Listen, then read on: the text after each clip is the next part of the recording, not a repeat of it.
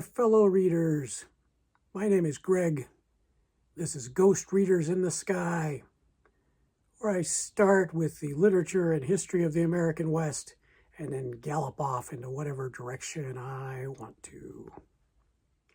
Today is Tuesday. It's Tag Tuesday. Today's tag, 101 Days of Summer. It's a tag that was created by Duane at the reading room, and I was tagged by Pat at Book Chat with Pat. Here are the prompts. This is all about summer, celebrating summer, doing summery things in summery ways. Prompt 1, BBQ Time. Pick a favorite author. They're inviting you to a barbecue to announce their newest work. What do you hope they are announcing? And what are you bringing to share?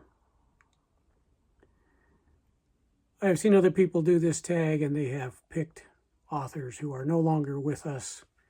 And I am going to go that same route and pick Edward Abbey.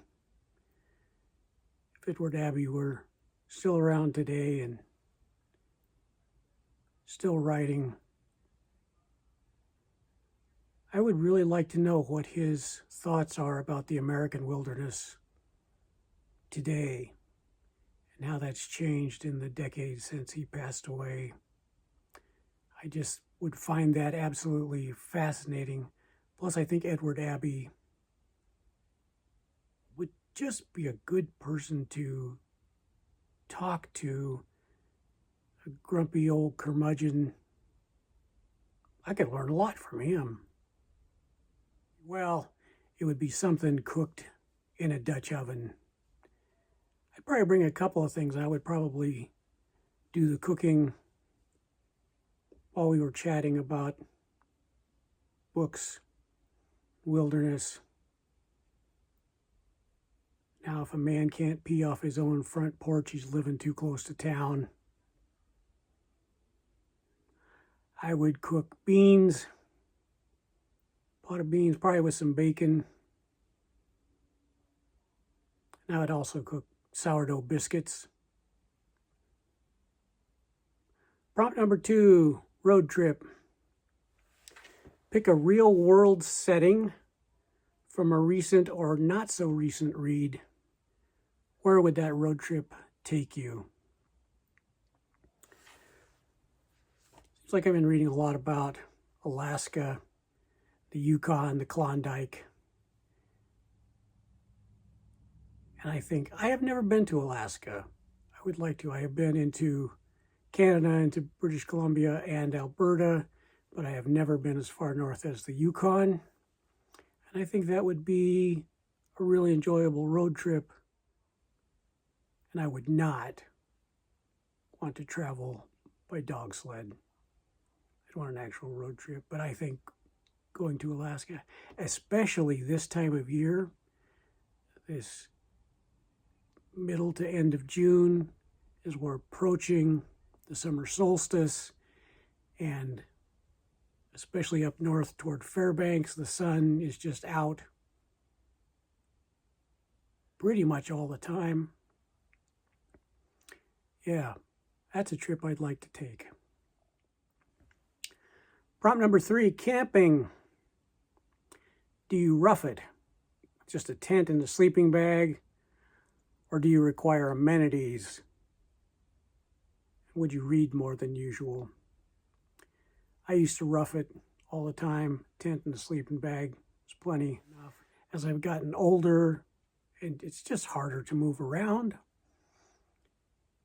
I still like the minimalist idea, but, having a bedroll on a cot in a primitive cabin, I could do something like that, I think. I would want it to. I pay a little more attention to safety these days than I used to. I take a lot fewer risks, but I think a little cabin or an old fire lookout, something like that with cots in a bedroll, I think that's all I need. Would I read more? If I'm out in the woods, especially if I'm near a stream or a river or a creek or any other kind of running water, or if I'm up high on a mountain where there are views, I'm just going to sit and take that in. I'm going to spend a lot of time just absorbing nature, listening to the birds and the squirrels and the chipmunks and whatever else is around. Maybe doing some Dutch oven cooking. But when I'm out experiencing that world, I kind of like to leave the rest of it behind, because there'll be time for books later. Number 4, festivals. You're attending a BookTube festival where dressing as one of your favorite literary characters is the only requirement. Who do you go dressed as and why? I'm going to pick Sam Menard. Bonus points if you recognize that name. Actually, lots and lots of bonus points if you recognize that name without having to Google it. Did you get it? Sam Menard, the main character from the novel Mountain Man, written by Vardis Fisher. The character was based loosely on the life of liver-eating Johnson, and the book was adapted into a film that many of you have probably seen called Jeremiah Johnson. I think that's who I would go as. Mountain Man, fur trapper, and I think Sam Menard is who I would pick. Again, it's going to be hard for people to recognize who I am, but that's okay, because it gives me an opportunity to talk about Vardis Fisher. I could talk about Vardis Fisher for a long time. I have been to his old house out there on the Snake River in south central Idaho. He's a good one that a lot of people haven't heard of. Sam Menard, that's my answer. Prompt number 5, slice of life. What is something others may consider simple or mundane, but is something you can't see a summer without? I would say that's the fire. If you can do a fire pit in the backyard, if you have the space and the way to do that, that is, to me, that's just perfect. But mostly it's just fun to gather with family and friends around a campfire as the evening's cooling off, especially in the summer, is when it gets really hot, and as the sun goes down, it cools off. And if you can gather around a campfire with people you enjoy being with, and do a little cooking too, that in so many ways that encapsulates summer for me. Prompt number 6, scary story. Which author would you invite to go camping with you, knowing you would want to hear the scariest story they can tell around the campfire? For me, that's Washington Irving. Washington Irving was such a great storyteller. He wrote so many wonderful stories that took place all over the world, based on his travels and based on things that he had heard. Of course, his famous ones from here in America, Legend of Sleepy Hollow and Rip Van Winkle. And I just think he would be really fun to listen to. And if you can come up with something as spooky as The Legend of Sleepy Hollow, let's bring him along. Let's go camping. Prompt 7, first love / summer crush.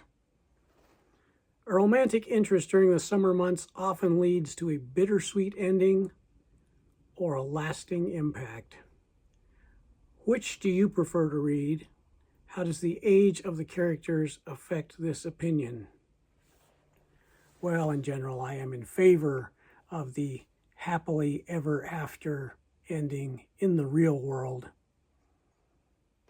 In my reading, I like a good mix of good luck, bad luck, ill fate, ambiguous endings. I can go with any of that. But in real life, I hope everybody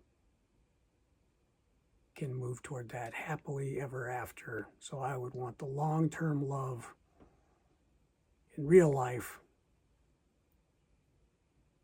And in books, surprise me. Prompt number 8, nostalgia. What book or books instill in you an overwhelming sense of summer nostalgia? They don't necessarily have to take place in the summer, but somehow they are attached to summer for you.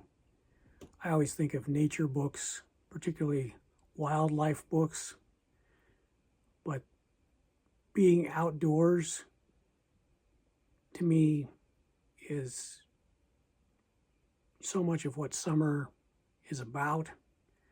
And even books that take place in the winter, they work for me in the summer. I was thinking of a few. One is Ernest Thompson Seton's Wob, the biography of a grizzly. I like animal stories. I like Call of the Wild and White Fang and stories that are told from an animal's point of view. Ernest Thomas Seton did that so well in Biography of a Grizzly about Wob. I also think about Henry David Thoreau's Walden. That feels like a summer book to me. And Bill Bryson's A Walk in the Woods, where he chronicles his attempt at walking the entire Appalachian Trail from Georgia to Maine. That is just a fantastic book. It's a great travelogue. It's full of great stories. And you pretty much have to travel the Appalachians in the summer, or at least you can get started in mid to late spring, but you need to be done by mid-fall, especially if you're going north, because the mountains of Maine are not winter friendly.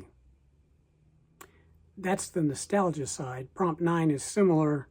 Summer stories. What's a book or books you would recommend where the summertime is the primary focus? I always think of getting out on the water. And even though I have not spent time on the ocean, but I think of those seagoing adventures. So I would start with Treasure Island by Robert Louis Stevenson. If you haven't read that, it's time.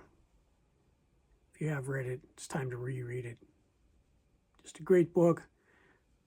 Pirates and sailing and islands and hidden treasure, and that's a great summer book. Herman Melville's Moby Dick. Again, lots of time out on the water, hunting, lots of natural history built in, a lot of references to various sea cultures, and just a great adventure story. And then Ernest Hemingway's To Have and Have Not. But I really like that book. And it's about a guy who has a boat and is pushed into running black market schemes because that's what he can find to do. But getting out on the water, moving cargo, it's a great book. So those would be my 3 summer recommendations, and probably in that order: Treasure Island, Moby Dick, To Have and Have Not. And that's the end. Number 10 is just don't forget to tag people. So I will try to put a few names on here. As always, if you're watching this and this sounds like an interesting tag to do, then you should do it. Thanks, Duane, for creating this tag. Thanks, Pat, for tagging me. Thanks so much for watching. I do appreciate you spending time with me and listening, and especially for those of you who watched all the way to the end. Thank you. Till next time, my name is Greg. This is Ghost Readers in the Sky. And I encourage you all to buck up and huck it.